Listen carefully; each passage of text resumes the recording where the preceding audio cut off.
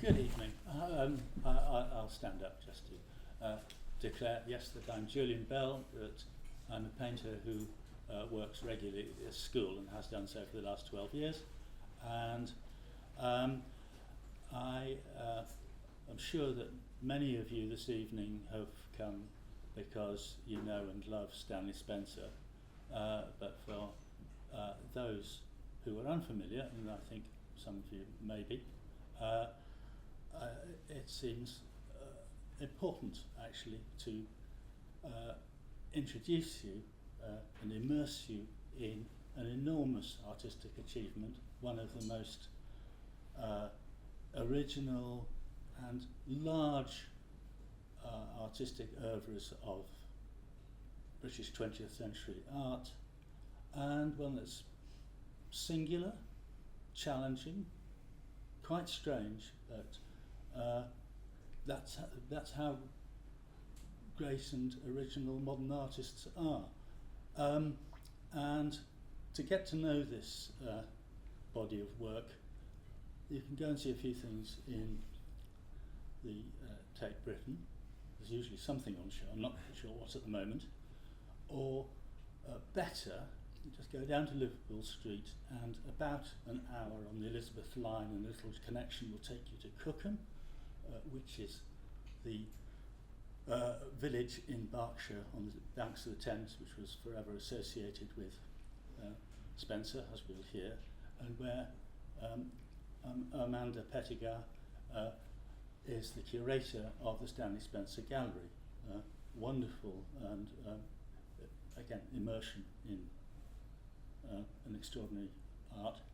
Or alternatively, you can also go to Liverpool Street and go in the opposite direction and take a train to Sudbury, which just takes a bit longer, where there is a exhibition of Spencer's connections with East Anglia, a large-scale exhibition curated by Amy Lim on my right, and each of my conversationalists are not only experts on Spencer, but I think are art historians with a deep knowledge of British art from Stuart times onwards, and in your case from Renaissance Italy. Yeah. So it's a great pleasure to have these expert voices. Just to again introduce why I myself am excited to talk about Spencer. This is just a couple of sample images of this artist in full spate in working from between the 1900s and his death in 1960, isn't it? 59. Oh, yeah. There you are. You see, I should be corrected all the time. But here is a little sample. Yeah, let's of a scene from the point of view of an orderly in a medical hospital, a military hospital, which is, the kind of everyday perspective of a working person, but treated as an extraordinary and miraculous set of events. This is an extraordinary image of the guy lifting up the towel on the right, which is, a momentary perception that no one else would remark on, and which has been made into a memorable set of forms. This great mountain of sheets, this another great sump of red-spotted handkerchiefs. All these particulars are immortalised in this art, and it's a very strange way of looking at the everyday. And this shows you and I think it's a later painting of Spencer's, just the panoramicness of his fascination with the everyday. Here we are in a provincial English street, and everything is happening, and what exactly is happening we can talk about, unpack more fully, but it relates to Spencer's visionary understanding of what everyday life can be. I love the pot of geraniums. You've got in the middle. You've got pot of geraniums. Yeah. The raising of Jairus' daughter, that New Testament tale, and it's taking place in a Gloucestershire village, which only Spencer could imagine. And it's part of his shipbuilding on the Clyde series, which he did. He was commissioned to do during the Second World War. And he's been looking at Fra Angelico, so you've got all these people coming up from the pavements on the left, and then in the middle, of course you do, you've got this sort of biblical happening with the pot of geraniums. And on the right, you've got the Cookham High Street, and the resurrected are coming up and greeting each other. They're so happy to see each other. And this being Stanley Spencer, as we will see later on, you've got his lover and his former wife behind him. And there's this amazing thereby hangs the tale. Exactly. This typically Stanley-esque synthesis of, provincial Britain, sex and religion, and that kind of sums it up. But there's more to tell on that front. There's quite a lot more to tell. Let's start from, perhaps you could give us some sense of, really where this guy starts from. Yeah. Should we go on to the next? There we go. Yeah. Victorian Britain. Immerse us in Victoria. Late Victorian Britain. So Stanley is the figure in the centre, the young boy. He was the penultimate of 9 surviving siblings, and then his younger brother Gilbert on the right, also very accomplished artist and a Royal Academician, great landscape painter, agricultural painter, but somewhat overshadowed by his older brother. And it was a fairly unconventional education in the formal sense, because Stanley and Gilbert were homeschooled by their sisters, and in fact when he was accepted at the Slade he was almost not able to take up his place because he couldn't provide the requisite school certificates because he just hadn't had that formal schooling. But having said that, they had an incredibly broad and sophisticated education in what is perhaps the true sense of the word, because the family were very cultured and intellectually inquiring and would discuss philosophy, politics, religion around the kitchen table. And so his mind was full of ideas, and the Bible was a touchstone for Stanley Spencer. So he would read the Bible nightly, not necessarily as a spiritual guidance, but as a novel. He read the Bible for its stories, and that provided a kind of storehouse of source material, essentially, that he would then draw on for the rest of his life.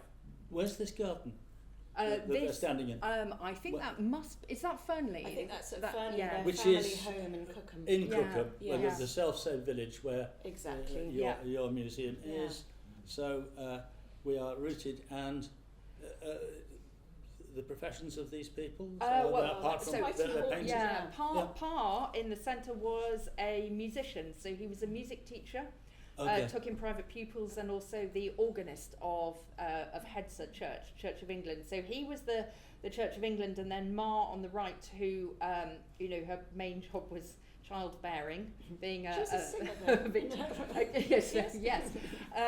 She was a Methodist, and so Stanley would alternate between the different denominations one weekend to the next, and so he kind of drew on both of those confessional ideology. Music was an intrinsic part of Spencer family life as well, and Spencer was known to love Bach particularly, and later on Spencer's daughters spoke about Bach and the sort of lovely flow. We're going to look at one of his works later, and she thought that, he conceived of things in a very musical way, and I think this is absolutely to do with his upbringing. But here we are, and this is the turn of the century, I guess. Yes, And yeah. we're still in a kind of Victorian post-pre-Raphaelite world, aren't we? No, sorry, I've gone the wrong way. But this I assume you've put in this very, very... This is really the start of, yes. of this guy's... We don't have a date for this work, but it's very early. Spencer in his... He's a young teenager or something. Exactly, early teens. And it's fairy goblins in high corn. And it gives a sense of his sort of artistic upbringing. You know, he's looking at Cookham and he's already imagining these wonderful mystical happenings in that place.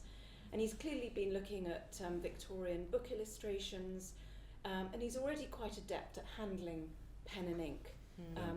And you know, it's not a particularly sophisticated piece of work, but it gives a sense of what is to come. And I just included also the verso of that pen and ink sketch. That's which I think is quite interesting for a teenager to be, you know, thinking about martyrdoms. I think that's and strangely, visual art was one thing that was kind of missing from the Spencer family upbringing. So all of the other arts were there, but not the visual arts there.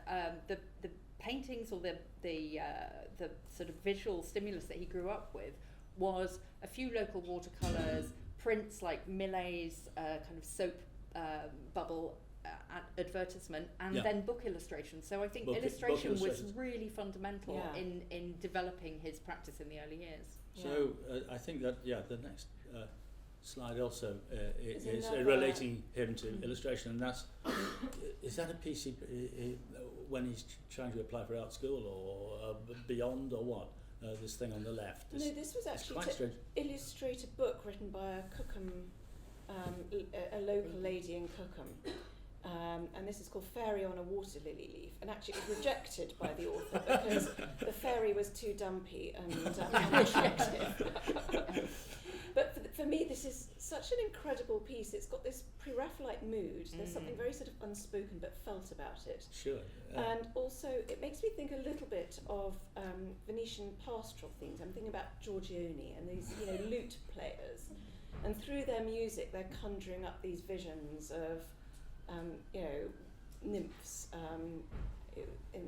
That's a kind of musical scale of flowers up in the air. It's so bizarre. It is really bizarre. But it's quite accomplished in many respects. But kind of very different from the strong simplified forms. He might have been looking at some relatively modern art from Paris. You don't think? It's got something of Charles Rennie Mackintosh to me, I think. Right, but you know, it is that sort of period, certainly. Yeah. But this is just before he goes. Exactly. This is on the brink of the slave. Up to the big city, which we're now in. Exactly. So scary here place. We are. And so do we get... there you are. I included this because I think it's so fascinating to see these Victorian Bibles. And this is the family Bible this was of the Spencer main, family. well, not the exact one, but this is the sort of one that they'd have had. And this was their absolute mainstay, which they devoured every day. And it gives you a sense of the colours that they were looking at and the illustrations. And it really fed the mind of the young artist throughout his life. So there's a kind of continuity in this case. We're not having someone who's got a complete break from the Victorian world of progressive religion, because it is progressive in many ways. Absolutely. Jumping between denominations and interpreting Christianity in an imaginative and pluralistic way. I don't think Spencer is generally bracketed with the Victorians, but I think that Victorian sensibility was hugely influential on him, and I think he devoured Ruskin in particular. Right.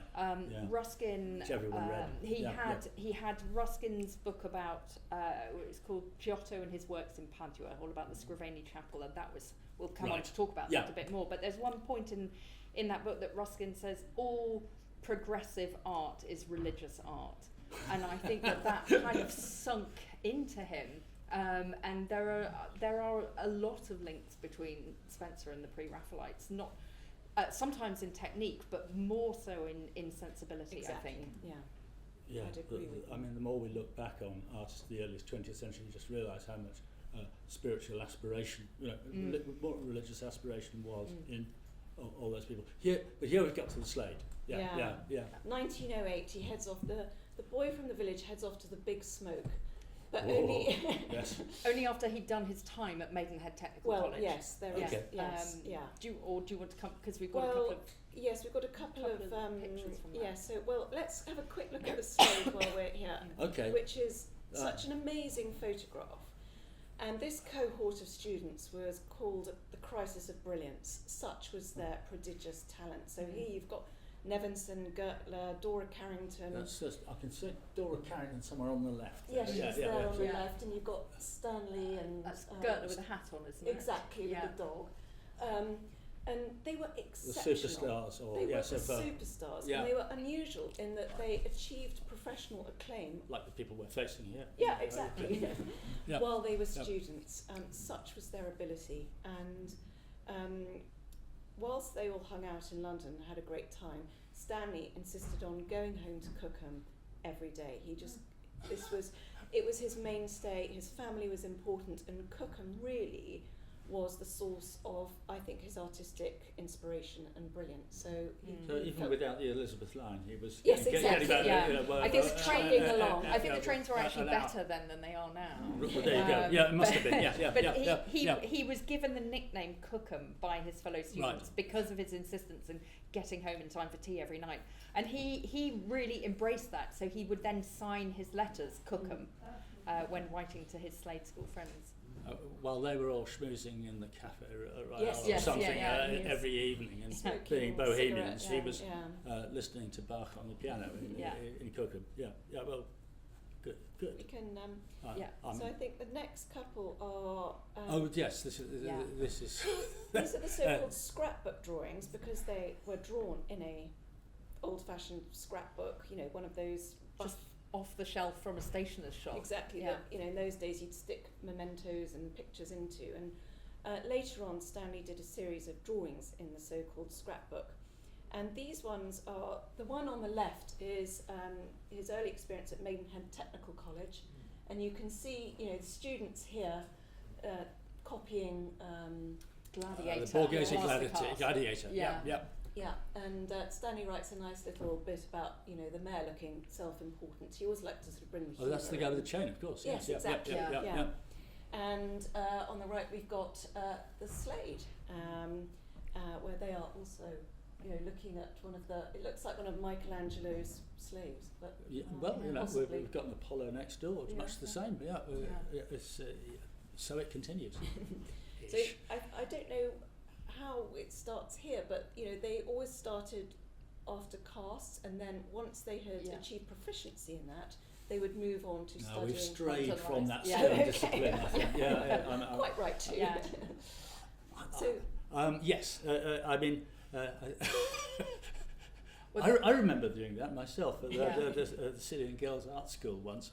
I had a term of drawing plaster before I was allowed to draw flesh. But that was the last readout of old-fashioned art education in the mid-70s. Anyway, that was the standard. The Royal Academy throughout the 19th century, it was 7 years, and the first 2 years were drawing plaster casts, and only when you had mastered those were you allowed into the life room. I think the Slade let you do life drawing a lot earlier, and I think it was quite liberating after Maidenhead Technical College, which was very strict and old-fashioned. So here is finally gets loose on the news. Yeah. And, interestingly, in both these, in fact, I think it was already at that stage that art education there was an equal entry of males and females, and then of course less career opportunities for the females afterwards. Well, but you see in both all these drawings. Lots of women. The Slade actually. They're having a jape in the foreground. The Slade had more women than men because it's accepted. So the Royal Academy, which didn't allow women to do life drawing until I think 1891, but the Slade from about 1870 was taking women on equal terms, and so all the women went to the Slade because they were, you know, actually fully allowed to participate. And so you look at some of the graduation photos from the Slade at the end of the 19th, early 20th century, and it's overwhelmingly female. But of And course at this point, the subsequent careers don't pan out the same way. Yes. Yeah. I thought it was worth at this point mentioning Henry Tonks, who was Stanley's professor, Right. Yes. who was really a sort of legend in his own time, if you like. And if you look him up, he did these incredible drawings, actually, which I think are profoundly affecting of... he's most famous for these studies of soldiers wounded during the Second World War, and he's recording their injuries. First World War, sorry. I think, yeah. It was and taught Stanley and his cohort, and he was famed for his rigour and discipline, and everyone was absolutely terrified of him. And you read people like Nevinson, who are sort of thinking he's going to be chucked out all the time by Tonks, but he and Stanley got on quite well, I think. Such was Stanley's talent. Yes, I mean this guy was formidably equipped with a driving force as a drawer from the get-go. Yes. Yeah, that was recognised quite early. He went in, as Amanda said, in 1908, and the following year he was awarded a full scholarship, which he then retained for the remaining 3 years of the course. Sorry. So it is interesting. And this is what the method he learnt, I guess. There was a way to draw. Yeah. The slate technique. In those days, there was a way to draw. Yes. And it didn't change. So what we're looking at here are his earliest and his last self-portrait drawings. So the one on the left, I think, is about 1911. Yeah. Which is right at the time he's at the Slade. Yeah. And the one on the right is 1959, just done a few months before his death from cancer. And he's retained that Slade technique. And there's a letter to his brother in which Stanley says, Tonks said, think about the bones, think about the structure underneath the skin.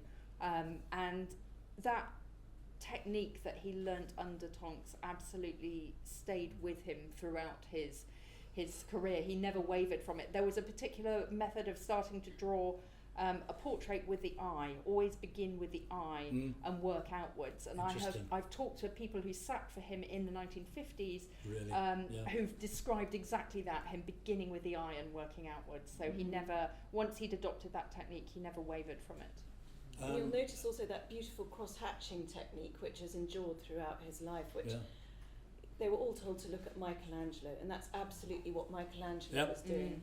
And Roger Fry, who I'm sure you are familiar with, who was lecturing at the Slade on Old Masters, showed them a lot of works by Michelangelo, and for sure that was an influence on the way he modelled from Michelangelo and all the Italian masters who Giotto onwards, Fry would have looked up, he would have this idea of produce a completely crisp and decisive form.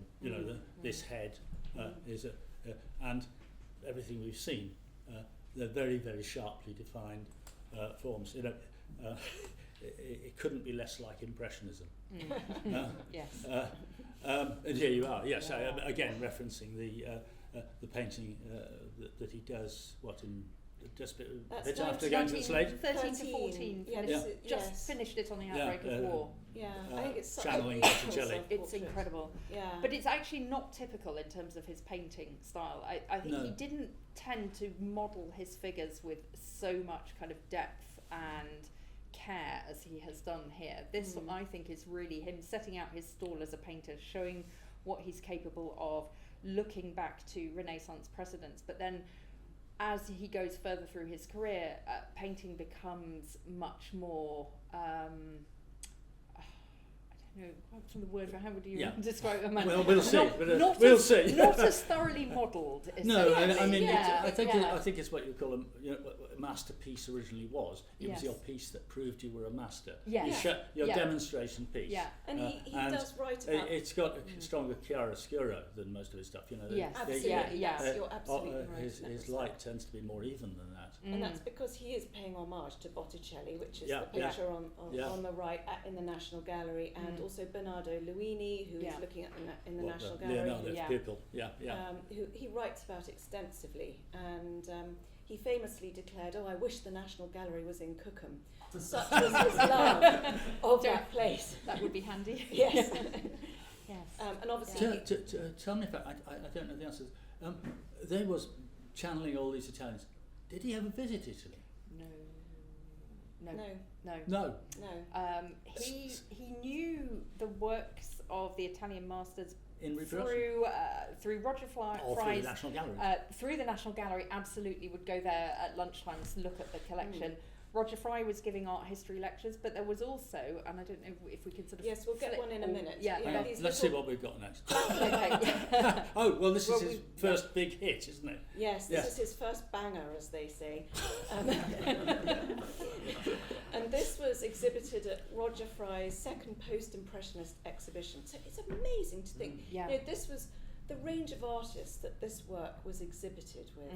All, Cézanne, Picasso, Matisse, exactly. And to think of Stanley. And this is 14 or 12. Sorry, I ought to know that stuff. So he's still a student. And the works are all selected by Roger Fry. Yeah, and the title of this work is John Donne Arriving in Heaven, and obviously heaven for Stanley Spencer is Cookham.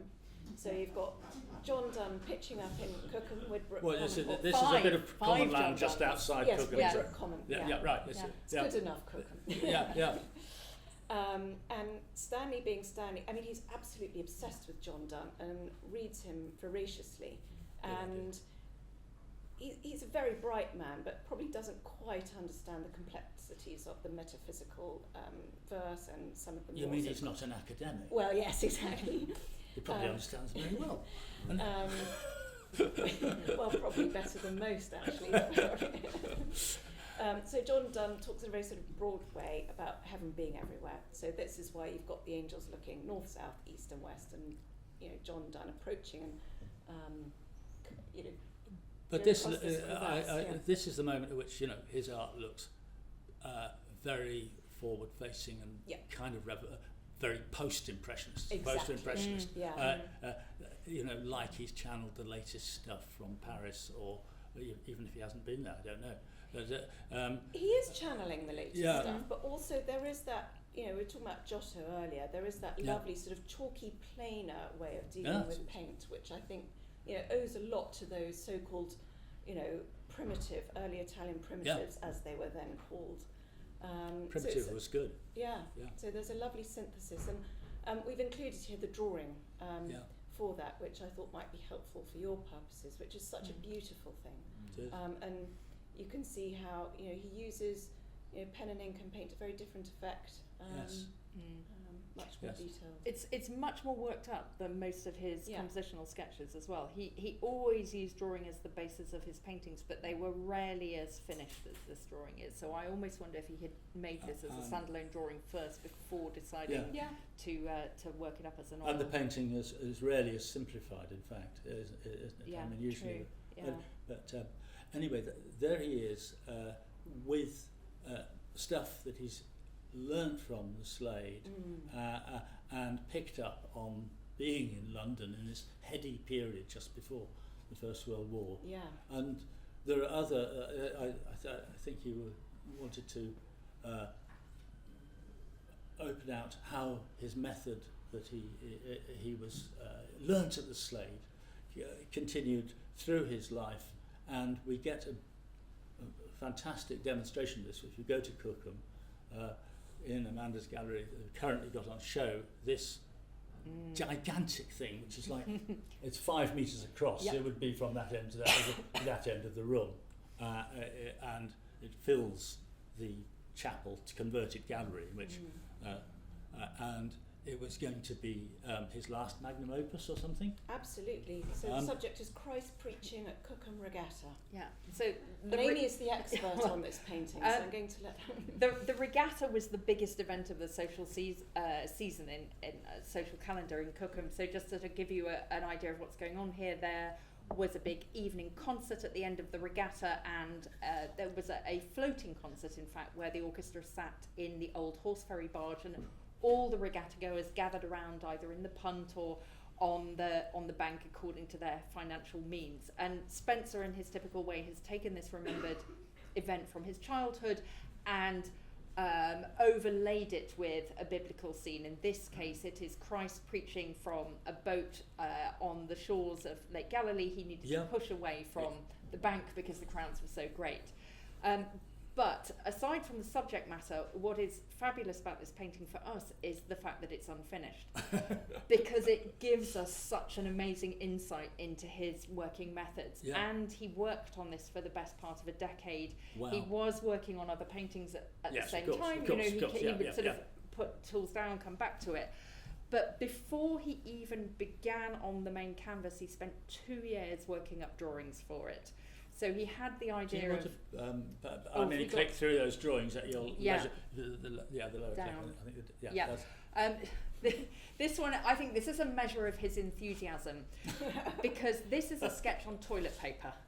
So I think you never know where an idea will come to. So, whatever came to hand, he amassed so many working drawings for this painting. There were over 100 by the time he had finished. The majority of them were on proper paper. He was using big imperial-sized sheets of paper, but he was also using Japanese rice paper, and as well as the toilet paper, there was some on butter paper, which was essentially like a greaseproof paper that you would have to hand in the kitchen. And he was so enthusiastic about the process of composition and the drawings. He wrote about staying up until 4 o'clock in the morning making drawings for this. And in the end, actually, he became so overwhelmed that he decided he couldn't even put all of these together in a single painting, and he started to work on the scene as a series of smaller compositions that he then finished and sold as he was going along, and then that sort of gave him the confidence to come back. Project, come back to the main canvas, and so he eventually then sketched out the whole composition and used a number of different techniques. So one of the techniques that he'd used most throughout his career was squaring up and enlarging onto the canvas, which was a technique that he'd learned at the Slade, but also has Italian Renaissance precedents. But in this case, he's actually drawn to scale, and this is his working drawing that he has then transposed onto the canvas by a process of there must be a kind of double transfer, because this is not an image in reverse. This is the same orientation as on the canvas. Surely you just trace, you pencil out the back and then press down. I think it must be, you can see the bumps of the weave of the canvas I think you've got some slides of the canvas itself.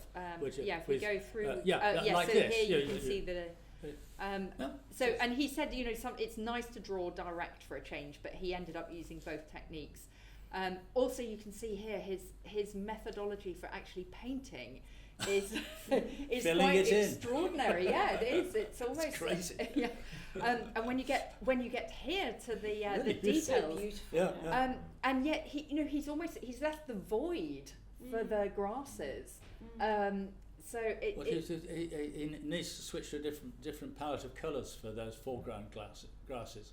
But every dandelion leaf, every little bit of sedge has been fascinatingly unpicked, hasn't it? With complete clarity. There's no blur. No, he doesn't do blur. This for me is Spencer at his most pre-Raphaelite. It really, I think, blade recalls. by blade. Yeah, exactly, and very, very even focus and lighting as that's well. fair, and that's a compositional section of it. Yeah. So this is sugars, a group of figures that he also replicated on a standalone canvas. That gives you a taste of it. I mean, it is an extraordinary sight, and I really recommend going to see that canvas. As I say, there's something delicious about seeing something that isn't quite finished. You can kind of imagine how it might have progressed. But here we've jumped to the fact that everything was running up, all this folderol of art in the pre-war was running up to 1914, and it was called up, and he became a medical orderly. Yes, he did. He was. He wasn't fighting because he was too short, or something. Well, he did later on, but he was. It was only about this size. Yes, exactly. We should say, And actually, looking at that big photograph of the Spencer for a family, small man. it's the contrast between then and now. And one historical commentator described the shift between the Victorian age and the First World War as like a china vase being dropped. It was cataclysmic, and particularly for a man like Spencer, who was so embedded in his own community and in Cookham, Yeah. and being taken away from that, and he went off to Bristol to serve at Beaufort Military Hospital. He was a medical orderly, where he was being bossed around by the nurses and having to really, being told off for not getting into the corners with his mop. Is that where the picture we had in the beginning comes from? I mean, the yes, standing yeah, sorting it the is. laundry. Yeah. And so as you can see a on the grunt left, in the back rooms of the hospital, Stanley on Yeah. the left, and he's written Right. above me. So there you can see Yeah. the young Stanley. And in the background. Yeah. he described entering Beaufort Military Hospital as like entering the gates of hell. So it was pretty grim. And he got quite depressed, and then he had this epiphany there, and met someone called Desmond Shute, who brought along with him a book of St. Augustine's Confessions. Yeah. And in that book, it described doing these daily chores, bringing one closer to God. And this really, really helped him. And later on, defined the work that would become the Sandham Memorial Chapel. And we'll go along to have a look at. But there he is, yes, working in a medical hospital, dealing with the war wounded for a couple of years, and then he gets shipped off He's to one of the desperate to leave. campaigns. Yeah, he The goes one off to happening in the Macedonia. Balkans. The Forgotten Front. And he starts off by serving as a medical orderly in Macedonia. Yes. Yeah. And then goes on to serve with the Royal Berkshire. So he does see action. But interestingly, talking to psychologists, it's the medical orderlies who see the brunt of the wounded and the dead. And so Really? Psychologically, they are far more affected than those soldiers in combat. Differently affected, Yeah. let's Different, say. yes, exactly. Yes. Exactly. But that's they're getting the grief and the agonies. Yes. Yeah. And while he is in Macedonia, he finds it suppurating wounds and incredible. so on. He describes it as an odyssey, sailing to Macedonia, and he finds the landscape so beautiful. And we forget that when you are on the front, there are these long, extended periods of doing nothing. And so he sketches. He sketches and sketches, and he says, "Gosh, by the end of this, some Greek peasant will find all my bundles of drawings." Well, and, because tragically, all of his drawings were lost by the army. Basically, they lost his kit with all of his drawings in it, so none of his drawings survive from that he actually made while he was there. I mean, I think it is relevant at that point to move to the next slide, which where you jump to the titanic work he made as a result of those experiences, which he did without reference to sketches made on the spot. This is well, you can explain, but this is Sandham Memorial Chapel, which I think is one of the greatest glories of Western art. Frankly, it is extraordinary, and please do go and visit if you've never been. A bit further on the train, yes. Yeah, Newbury, it's not so bad. Okay, And I could do a whole lecture on Sandham Memorial Chapel, but in a nutshell, he came back and he was with his friend Henry Lamb, fellow artist, and his brother Gilbert. They were down in Dorset, and he was doing these acres of sketches on the dining room table. And Henry Lamb's patrons, John Louis and Mary Barron, came along, and they said, "Stanley, what can we do to help you realise this vision?" And Stanley said, "What ho Giotto?" He wanted to copy Giotto's Arena Chapel, and which so, he'd never seen, but which he he'd never accepted seen, a book. but he knew from seen it Ruskin. in his black and white Ruskin, books. right? Okay, yeah. And these people, Louis Barron was Jewish, and so to create this chapel was an incredible act of faith in Spencer. It was really an homage to his artistic The genius. chapel was actually commemorating his brother-in-law who got killed in the Who war. died of an Yes. illness Yeah. contracted. But by interestingly, Yeah. the dedication came much later. Okay. The But commission really was for Stanley. They Right, are I such see, yeah. amazing patrons These- of artists, these people. the Barons. Salute. Incredible. Yeah. And so this is really a monument to Spencer's wartime experience. And as Julian said, he didn't really sketch. All the sketches were lost. But I went to visit Beaufort Military Hospital, and you can see in some of the paintings, Stanley absolutely remembered the details of the windows. The bars on the. He had this extraordinary photographic memory. That's very awe-inspiring, really. It is awe-inspiring. Let's look at perhaps at the detail of that. Yeah, I mean, here's the central panel, and The resurrection one of his of the many soldiers. paintings called Resurrection. Yeah. Yeah. Throughout his was- life, he was yeah. obsessed with this notion of resurrection, and obviously it was not a resurrection in a conventional sense as we would understand it biblically. But for him, Yes. this is about a coming to terms with experience and reconciling oneself with the horror of war. It's such a beautiful thing. We haven't got time to go into it now, really, I think. Yeah. But Probably, we could ask about, I mean, yes, what does resurrection mean? It's a bit of, as we commonly understand it, I don't think we necessarily do, even if we go to so church there's in Giotto, the yeah. centre, Yeah. you know. Giotto's Arena Chapel. Okay, that's what he was That's rivaling. what he's aiming for. Yeah. Yeah. He didn't shy away from, No, and You go there and you're only allowed quarter of an hour. Yes, and exactly. nowadays, hopefully you can get longer at the Clear Chapel. Yeah. But I think Yeah. he was pretty pleased with the result as well. You know, Right, having yeah. finished the chapel in Verclair, Yeah, he yeah. was very, very keen to repeat it, and came up with the idea for this immense project called the Church House, or the Church of Me. Sorry. That was such a vast project that it could never be realised in practice. But he wasn't a narcissist. No, he was unashamedly autobiographical in his art, certainly. That's a nice But word. I mean, again, the church. Yes. The Church of Me. Yes. He said anyone who wants Yeah, to come and understand my worship. paintings needs to pull up a chair and prepare to hear the story of my life.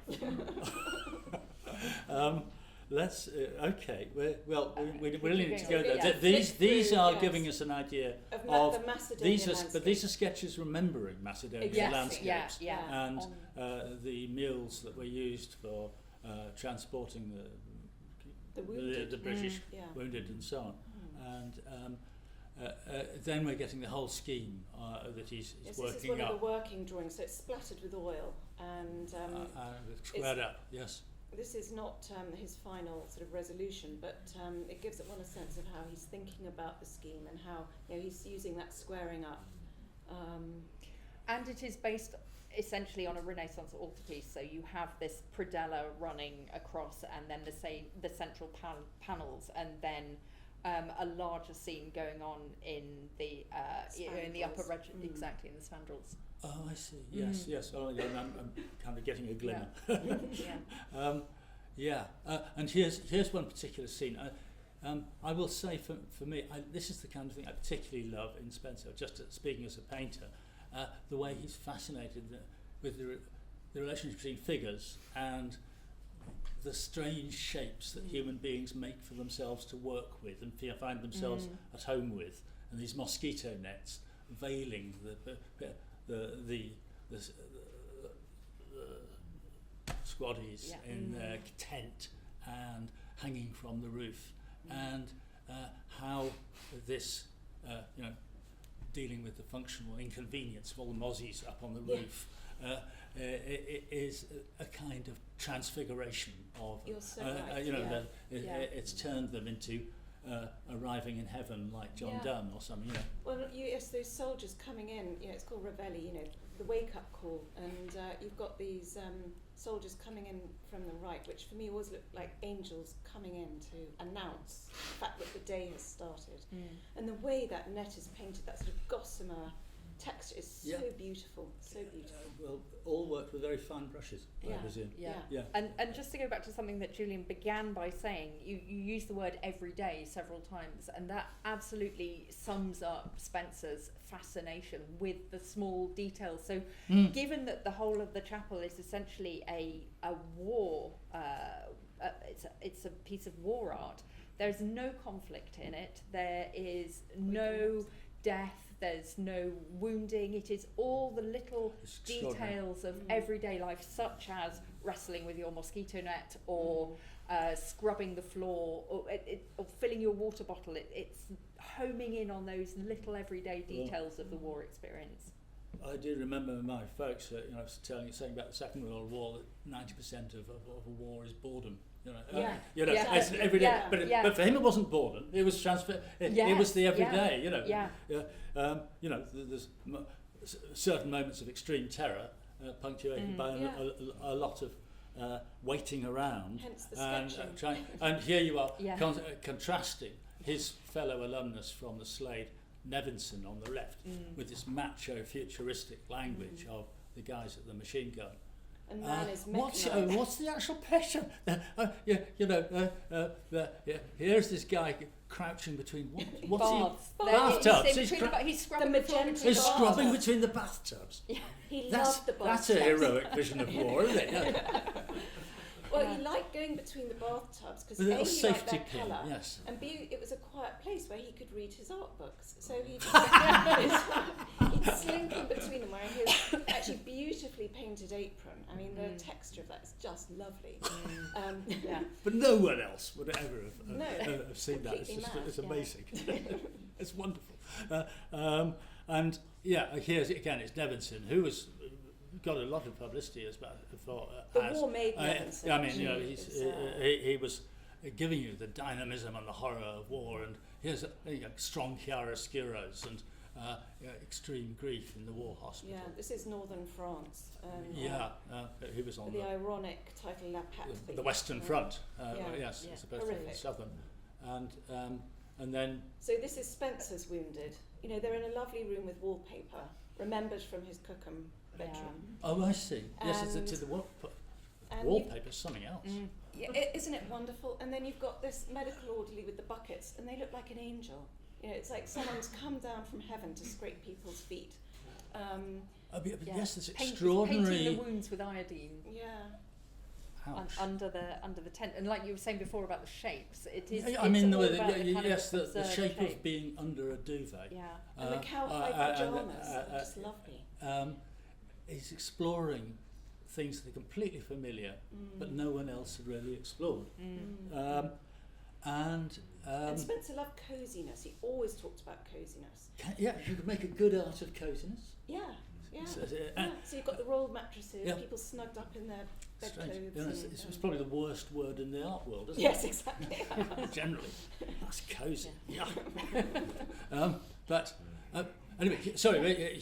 Here is The Church Yeah, of Me. yeah. This is design for the Cathedral of Moi. Yes, yeah. So he had this idea that rather than the Berkeley Chapel, which was all about his war experiences, this was going to be about his entire life, and Cookham was going to be featured very large in it. So this is a schematic diagram for the church in which he's labelled some of the paintings. So over the central altar there, it says Resurrection Pick. So this is his great work, The Resurrection Cookham. And there was no way that this was ever going to really happen because by the Who's going to time, build it? well, by the time he made this, the resurrection had been bought for Tate through the Chantry bequest and was on the walls of Tate. So They it ought wasn't to do an install. it in wasn't going to Duveen happen. Halls. Yeah. But The turbine hall could be turned into this. Yeah. he was not one to let reality hold him No. back. So he had an idea that he would put a lot of his existing Cookham works on the walls, but then he would paint all sorts of new paintings that would be done specifically to go in the Church of Me. Let's look at the resurrection. So, yes, we're Oh, looking wow. at this, which is in your museum, isn't it? It is, yes, the yeah. Last Supper. Yeah. So Yeah. I think, we're getting Spencer Well, it comes takes back us to the fact of his continuous religiousness. Yes. and yes. going off to war, he comes back to Cookham and he's desperate to re-find his Cookham feelings. And he has this sort of depression, actually, if you like, after the war. And for me, this is very much him coming to terms again with the artist that he is. And so you've got the Last Supper in a malt house in Cookham, as is typical with Stanley. Right. Christ in the middle. The and you've got, specific place. this is Stanley. It's still in mega Giotto mode with that lovely sort of plainer way of painting, that lovely chalky application of paint, and those beautiful folds in the drapery, and the lovely feet meeting in the middle. So this is Stanley coming to terms again with, what he is and who he is, which is a bit of a struggle for him. But this is one of his masterpieces, I think. The greatest toes in art. Exactly. Yes. Yeah. Have you That ever lovely seen rhythm. toes better than that? Yes. And a lot of people say Stan isn't a colourist, but I think he is. I think his use of colours really beautiful. And you've got that lovely play here on the red and the white, which is obviously Eucharistic, which is very appropriate for the subject matter. And yes, There well, we here's the go, big yeah. one, isn't it? I mean, this is what's sometimes on show in the Tate Britain. I don't know if it is. Not at the moment, Okay. it's been cancelled, but Cancelled? yeah. Heavy. Well, the Yeah. official line is that it has some conservation issues, and so it's currently in the Okay, stores. but it's another kind of 5 metre wide thing, isn't it's it? Yes. incredible. Yeah, And yeah, you know, yeah. this doesn't do it justice. You've got to see it. And this, for me, really sums up what Stanley is about. And again, we are in Cookham Churchyard, presumably. Yeah, so Yeah. you could go to Holy With the- Trinity Cookham today and stand in that spot, and it would be entirely recognisable, other than the people coming up out of the graves, which Well, would you'd be have something you'd of a have to be surprise very to find. lucky for But that occasion. it's Yeah, such a specific and recognisable view of the churchyard, and then there are quite a few people in there who are recognisable Cookham characters, including several self-portraits. So right in the centre, there's a naked and really quite realistic self-portrait of Stanley, but then he also appears in a sort of caricature guise. So down in the bottom right-hand corner, that's a little Stanley figure in that tomb chest that is kind of broken, like as though he's nestling between the pages of a book. His brother-in-law, Dick Carline, is the other naked figure in the centre next to him. His first wife, Hilda Carline, appears. So it's a mixture of real people and imagined people. And it's a mix of there's lots and lots of tombs, and he's kind of abolished death. That's one of the things he's doing with Resurrection. Because he's perennially upbeat, really, this guy, isn't he? Isn't that fair to say? There was no... death is just Death a should blip. be no more. And there was no sorting of the sheep and the goats. The day of It's all resurrection, it was everyone was Everyone. going straight to heaven. He saw the day of Great. judgment as sort of almost like a kind of Good birthday news, in which yeah. everybody got the presents they'd really been hoping for. And Fantastic. going back to John Donne, who said he described churchyards as a holy suburb of heaven. And Fantastic. Stanley loved this idea, and this is absolutely him in John Donne, holy suburb mode. Wonderful. Yes, we'll have to wait for that to return to Tate Britain. Perhaps they'll loan it to you. That would be nice. Tell us about this. I don't know what this is. Again, this is another sort of religious happening in Cookham. Yeah, Amy, there's sort of two different things going on here, which there are in most of Spencer's paintings. So on one level, this is a Cookham scene that is a depiction of an incident that happened before he was born, but that his father used to tell him as a kind of bedtime story. And it's the story of old Granny Tubb, who was a lady who lived on the high street in Cookham, and one day there was some sort of astronomical phenomenon, so there was a very dramatic sky, and she thought that it was the apocalypse, the day of judgment, so she rushed out into Cookham High Street and dropped to her knees and began to pray for deliverance. So Spencer has shown her on her knees, but because he wanted everybody to be happy and reassured, he's shown her being comforted by heavenly visitors or angels, and they're giving her things that he thinks that she'll like. So they're giving her some little embroidered samplers, and one of them is choosing a postcard of Holy Trinity Cookham from the rack. That's a postcard store. Yeah. That's being carried by Annie Slack, who was the real lady who ran the village shop in Cookham. Such a strange story. So on one level, that's what's going on. But if you go to his notebook for 1936, the year that he painted this, he describes what's happening in this painting and then says, well, actually, that's really only a sort of pretext for this painting, because what this is really about is about I want to make love to Sarah Tubb, and it's about my love for Sarah Tubb, and I think really what he's trying to say is it's about his love for Cookham. And by this point in his life, his different kinds of love have become fused in his mind. So there is no real division between religious love and romantic and sexual love. Let's talk about love. Let's just get on to that. Okay. Yes. Here's a bit of love for in Stanley's world. Yeah. Well, I think it'd be a fool's errand to try and completely understand Stanley's complexities and his relationships, frankly. But this is his first wife, Hilda Carline, and this is such a beautiful drawing. And they, set up home together. She moved to Berkeley with him when he was doing Sandham Memorial Chapel, and they begin to experience some difficulties. She gives birth to 2 daughters, and she comes back. She's a Christian Scientist, so she goes back home to have her babies, and they're already experiencing some difficulties in the relationship, but she's a depressive, and there's a certain amount of conflict, and I think she's looking a bit like a wounded animal here. There's a hauntedness to her expression, and he beautifully conveys that through this drawing. And it's quite common these days to blame Stanley for the breakdown of their marriage, and he's not blameless, but it's incredibly complex. Sometimes we don't even fully understand our own relationships, let alone other people's, and it's very easy to make judgments about how their relationship panned out. And we don't leave judgments here. Leave that to God. And Hilda was a very accomplished artist in her own right, and it's become quite common now to say, oh, well, poor Hilda, she wasn't allowed to practice, but she was no Hepworth.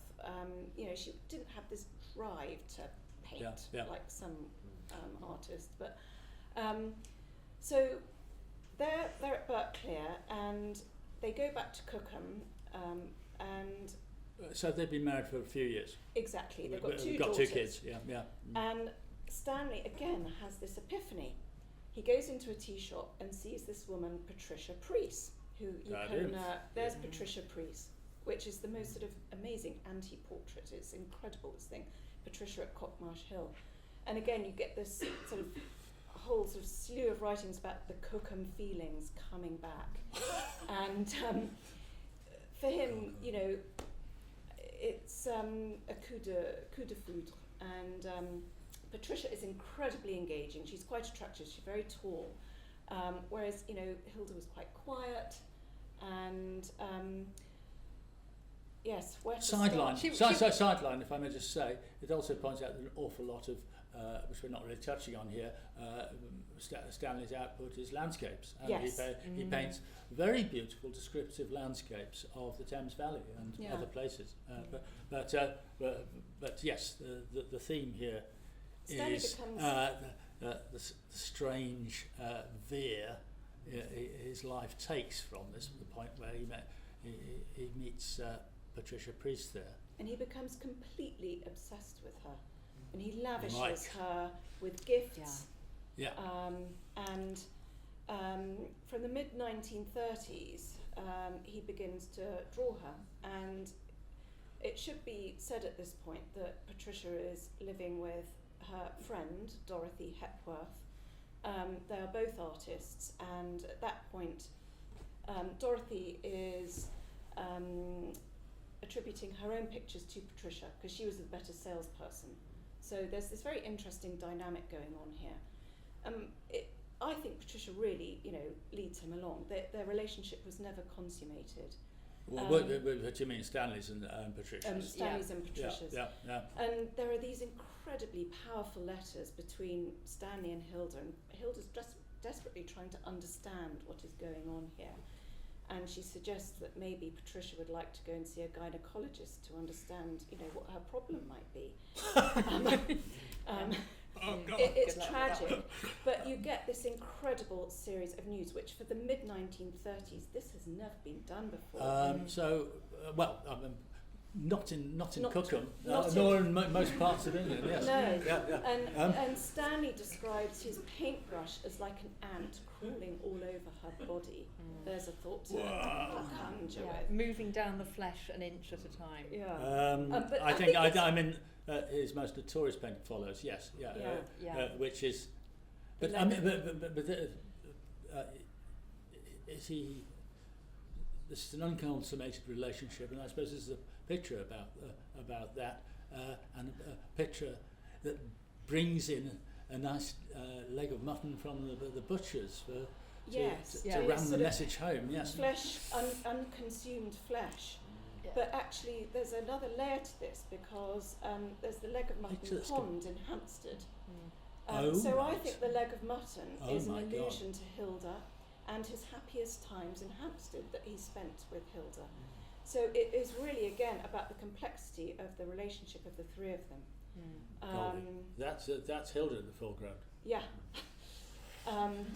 There's a thought to conjure with That's God. yes, okay. I'll have nightmares about that one. Yes, okay. And Stanley's daughters, as you can imagine, hated this picture. They said, "Oh, poor Daddy, you know, you just don't want to look at him in this way," which is quite understandable. And so at the gallery, we weren't allowed to show it or talk about it until, you know, it wasn't shown in Spencer's lifetime. It was kind of under his bed, and when he moved house, it had to be wrapped up in brown paper and be carried from one place to the next. Mary Behrend, who hid it away. His great patron. Exactly. But eventually it ended up with the tape. And it kind is, of it's set him on a new plane from being this very an artist who was associated with resurrections and so on to being an artist of extreme confessional pain. Yeah, and this one is on display at the moment, so you can go and see this at Tate now. And this is what has led rise to the perception of Spencer as a sex maniac, which actually he wasn't. I mean, he had very few relationships in his life, but but I think it was important to him. Yeah. Very sex important was very important to him. He came to it quite late in life. Yeah. But I think we're talking about the way he wanted to see the good in everything, and it seems to be this falling for this lesbian who refused him, and even though they got married and so on. I think it's a picture, isn't there? You're comparing it to this, but that's the picture of them on their marriage day, which is extraordinary. It's wildly comic, but he's making a clown of himself in a way. Yeah. But he's making a clown of himself as a kind of experiment in how far you can take love. Would that be fair? Yeah. And you've got Dorothy on the left. Dorothy's expression is Patricia marvellous. not wearing a bra. Right, she's a liberated. Liberated lady, quite right. But don't pass judgment. She's a difficult person to warm to the memory of. She did manipulate him, in my opinion. We could go that far. You're comparing it with these quickly, slides. We're probably yes. Past 8 o'clock. We are past. Oh my God! Sorry. Yes. He's a large artist. That's our excuse. Well, we just yes. Maybe you we should finish this. on these. Yeah, in a way, because it opens out. If we're thinking about here's Christian Schacht, the German Neue Sachlichkeit, new realism artist of the 1929 or something. Exactly. Yeah, I'm quite interested in Stanley and new objectivity. And we know that he travelled through Vienna in the early 1920s, and he wouldn't have seen some of these. They're a bit later, but I think he was highly influenced by this wave of German and Austrian artists, but very much transposed that into his own idiom. They were Stanley, as we discussed, was all about kindness and humour. These artists were not, but I think they're a very interesting. Here we have comparison. Gross, who's not entirely kind. And I think probably we should maybe finish there, because I'm very conscious. Yes, absolutely. And open it out. I wasn't aware how time rattled on. But you could talk about Stanley for hours. And indeed, he talked about himself at great length. The copious writings and so on. Yes. There's something like a million words, I think, in his archives at Tate. Rival Van Gogh.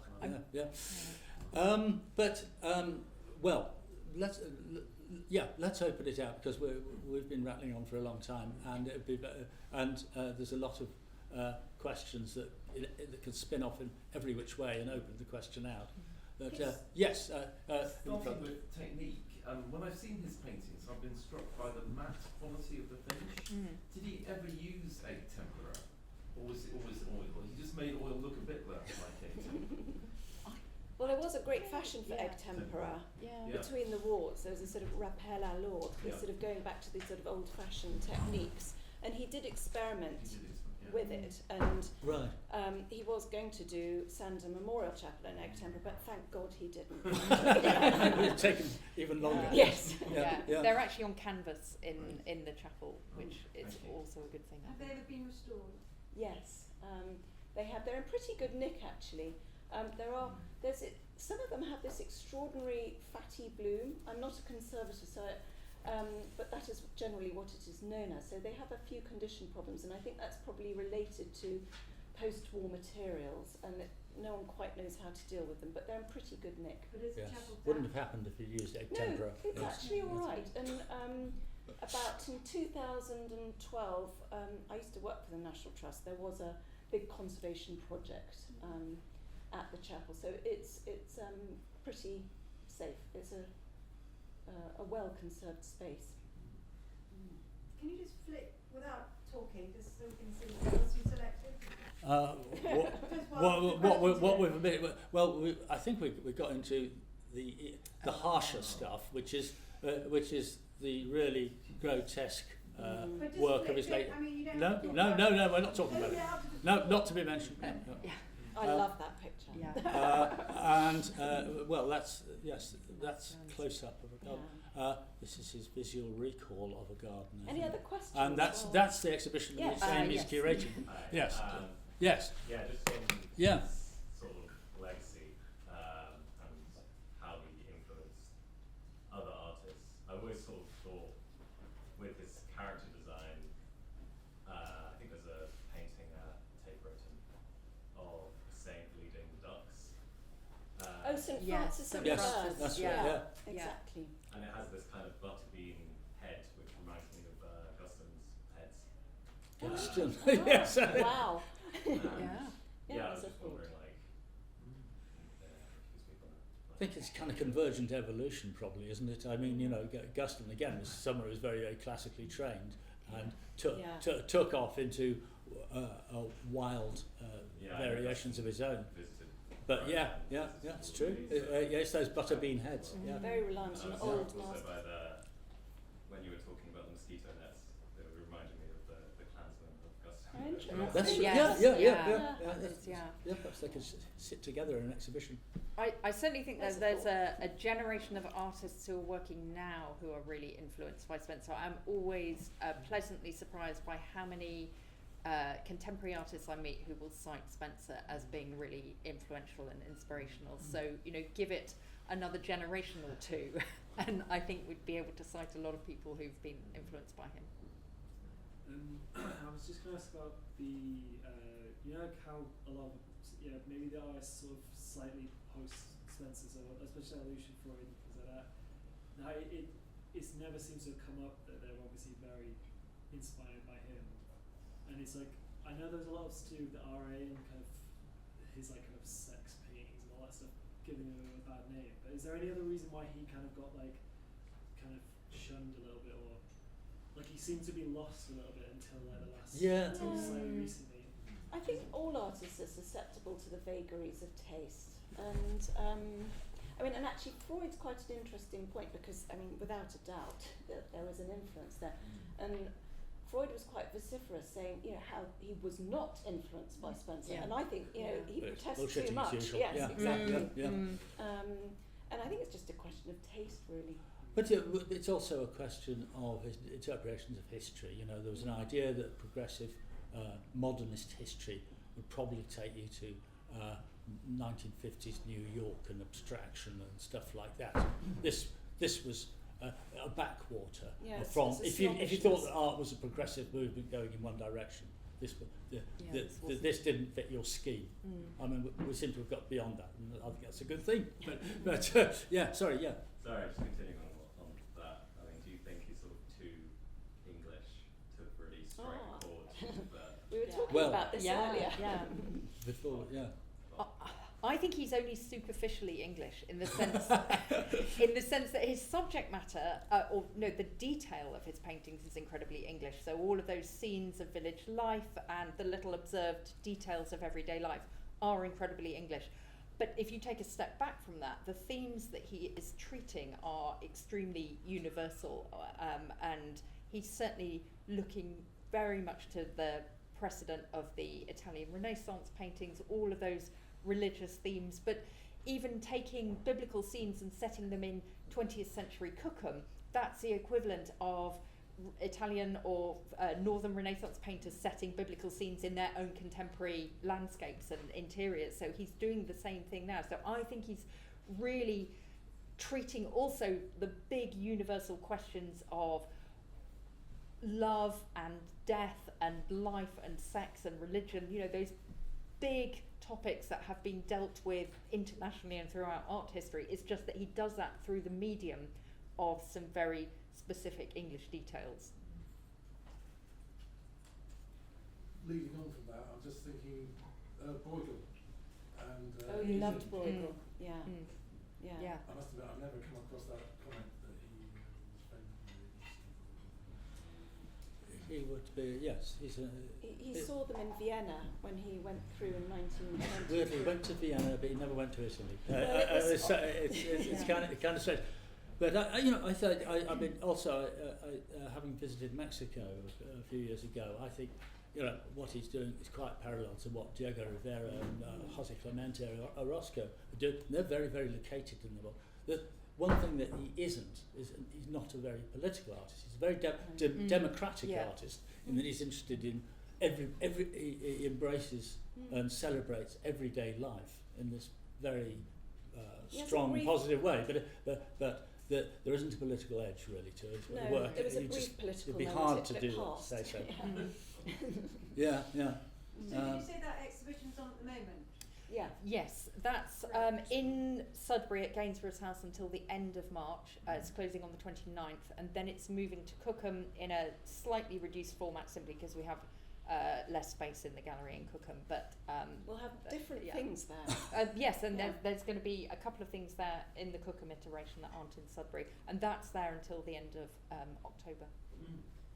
So, other. Sorry. Fraser. Go on, Freddie. I'm just going to ask, I mean, had he been born and raised in any other small town or village in England, do you think a similar connection would have come about, or was there something about Cookham's community or geography or something that fed that strong relationship? Who knows? It's very difficult to tell, and there is a history of other that's artists interesting. being so suffused with their place. Samuel Palmer and Shoreham, and even Gwen Ravrat in Cambridge. So it's hard to know.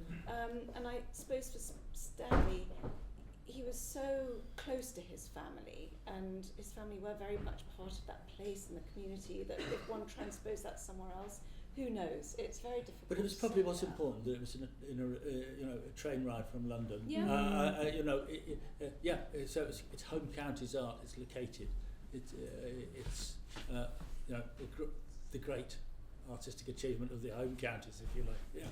And Cookham is special with Yeah. the River Thames, which in itself was a religious thing for Stanley. It's baptismal place. And further. Yes, I was just saying, just as we're in the drawing school as well. Yeah. I always loved how he talked about drawing, and I love when he talks about hating painting a lot of the time, and he was like calling it knitting. I was wondering if you like have anything else to, especially because it's a drawing school, like it's almost like his excitement's in the drawing and the idea, and then once he's had that idea, he just has to sort of get on and finish it to sell a painting. Yeah. But he just wants to go back to, and I was just hoping if you've had any other views on that, or as drawing people.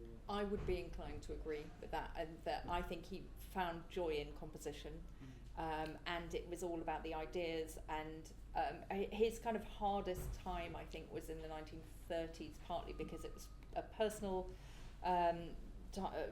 difficulties of his two marriages failing, but also financially he was really under the cosh, and he found release in drawing in the evenings, making all the making compositions for paintings that he would never have the time to execute because he was just full of those ideas.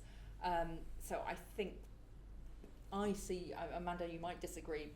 We were thinking what we might disagree on, but I would see painting as the work that has to be done to follow it through. But really, the excitement was in the drawing. Yeah, I see. There might be the odd exception, but well, you talked about the beauty of the colouring of our Last Supper, and I think he has a very, very disciplined but very intelligent use of his palette. But yes, on a tight leash, as it were. Yeah. Although having said that, he did then often become really absorbed in a painting once he had started on it. And there's one in the exhibition in Sudbury, a still life on loan from a private collection, which has this wonderful Maiolica vase with a reflection of his own silhouette and easel, and the sheen on the glaze of that vase is just fantastic. And you can see that although he started on it because his dealer Dudley Tooth has basically told him you need to do some still lifes that you can sell, once he started on it, he absolutely throws himself into it. And there are accounts of other paintings where he's done something And he similar does as well. love painting texture as well. You know, if you look at knitted jumpers and pattern, I mean, he really revels in that. Pattern, yes. Yeah. Cloth weaves and things like that. So. Stitches. And just on that, though, with why you're talking about, so sorry to No, it's lovely. I was always really interested. There's not much account of like the time he's spending doing, for instance, like like a portrait or a landscape, because there's so much detail in it, and he has an insane amount of work. And it's sort of, and it seems to be quite difficult to find, Well, I mean, was it? You've taught sitters for him. Was he in the kind of Freud or Auerbach mode of 83 sittings at least? Not quite, but we have a portrait of Marjorie Metz in the gallery, and he had, I think, something like 18 sittings. Okay, with so her it was of hard work of sitting. 2 or 3 hours. He made sure each, they had those equal ones. groups. That's a big portrait, quite Yeah. detailed. I suppose it would just vary depending on them. But he could also turn out a portrait with a lot, with a lot fewer sittings as well. So yeah, it They do varied. vary in terms of. A couple of hands pointing to centre of interest. I'm interested in his relationship with religion, and was wondering if you could say more about that, because it's such a big part of his work. Yes. And I feel like you don't just arrive at that in-depth knowledge of, you don't just find the Bible super interesting. Did he have a very religious upbringing, and what allowed him to move away from that into something that was almost satirical and allegorical in a way? I don't know. I don't think satirical, because he never looked upon things unkindly. I think his upbringing was religious, and this daily diet of Bible readings, going to church, finding God in the everyday, and angels in the dirt. Yes, exactly. But the First World War changed that, and he lost his faith in some respect. That love of the Bible stayed with him, but he began to look eastwards for sort of philosophical sustenance, if you like. That's interesting. And so I think his personal religion became something that was very idiosyncratic and a real mix of a lot of things. And it's very difficult to define exactly what that was, but he was not a conventional Christian. You could certainly say he believed in the sacred as a principle. Exactly. That's a very good way of putting it. Putting God in everything. And finding how God is in everything. And I think he saw his own, or interpreted his own fascination with the world and the details of the world as being a kind of mirror of God's love for creation. So it's very much a transubstantive experience, if you like. But theologically very unorthodox. Suspect. Yes. Does that help? Perhaps, yes. Last trains back to the Brilliant questions. Unless anyone's got a last question, perhaps we should. Well, thank you. Thank you very much.